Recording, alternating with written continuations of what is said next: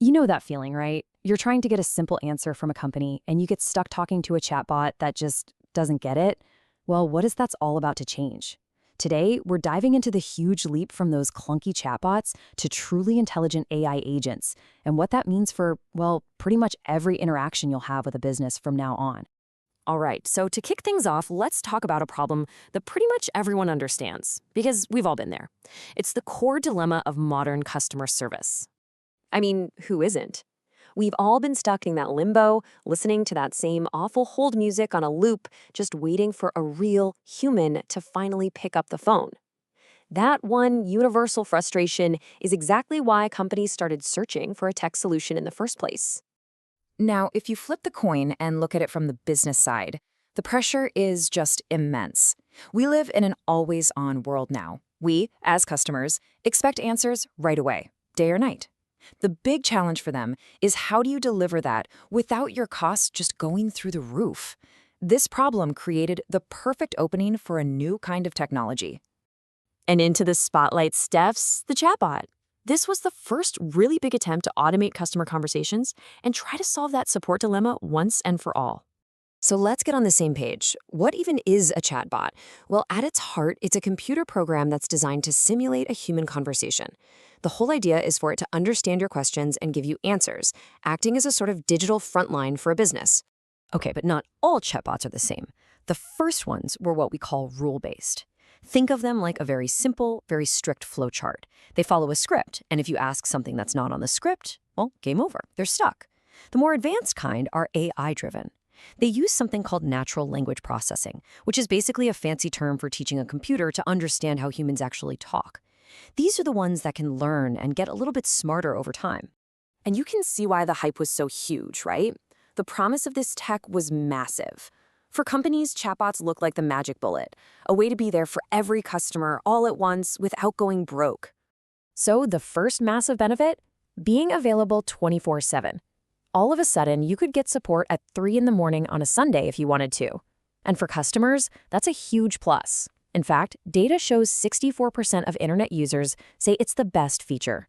For businesses, it meant they'd never miss a question or a potential sale. Then, of course, there's the money. By automating all those simple, repetitive questions, businesses saw they could cut their customer support costs by up to 30%. That is a huge amount of savings. And hey, this isn't just theory. Just look at a company like Klarna. Their AI chatbot handled, get this, 2.3 million conversations in just its first month. That one tool contributed to a staggering $40 million boost in profits. So yeah, the financial upside was very, very real. But we've all been on the other side of that chat window, haven't we? The reality of using these things often fell way short of the hype. And that gap between the promise and the actual experience led to this widespread problem we now call chatbot fatigue. This quote from a frustrated customer just says it all, doesn't it? It perfectly captures that feeling of being trapped in a conversation loop with a machine that just isn't helping. It's a feeling that has really soured the whole experience for a lot of people. So why do they fail so often? Well, it usually boils down to a few key problems. They're totally inflexible, locked into those pre-written scripts. They completely miss any kind of nuance, so if you ask a question with two parts, they just get confused. This means they end up failing and have to hand you off to a human anyway. And, maybe most importantly, they have zero empathy. So if you're upset or dealing with a sensitive issue, they are absolutely useless. And these failures can have really serious consequences. I mean, take this wild case from 2024 involving Air Canada. Their chatbot gave a customer the wrong information about a special fare for people dealing with a death in the family. The customer actually sued, and a court forced the airline to honor the mistake the bot made. That's a very expensive lesson about the risks of unreliable automation. And the data really paints a clear picture here. One study found that a whopping 65% of the time a chatbot gets a complex question, it just gives up and has to pass you to a human. Kind of defeats the whole purpose of efficiency, doesn't it? So all this frustration, this chatbot fatigue, created a huge opening for something better, something smarter. And that brings us to the next massive step in this evolution, the AI agent. Now, this is a really important point to get. An AI agent is not just a chatbot 2.0. It's a whole different animal.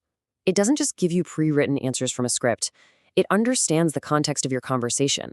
It learns from data, and it can actually do stuff, complex, multi-step tasks. Okay, this table tells a really fascinating story about the money. At first glance, you see the AI agent costs a lot more upfront, right? But here's the kicker. Look at the annual maintenance costs. A traditional chatbot needs humans to constantly update its scripts, and that gets super expensive. An AI agent, it learns on its own, which slashes those long-term costs. That's why a chatbot's return on investment, or ROI, peaks pretty early and then flatlines. But an AI agent's value actually compounds. It gets smarter and more useful over time, making it a much better long-term investment. And this gives you a little peek under the hood at why they're so powerful. See, an AI agent isn't just an isolated little program. It's more like a central brain that's plugged into all of a company's other systems. It can look up your order history, check the warehouse inventory, and process a payment for you, all in a single seamless conversation.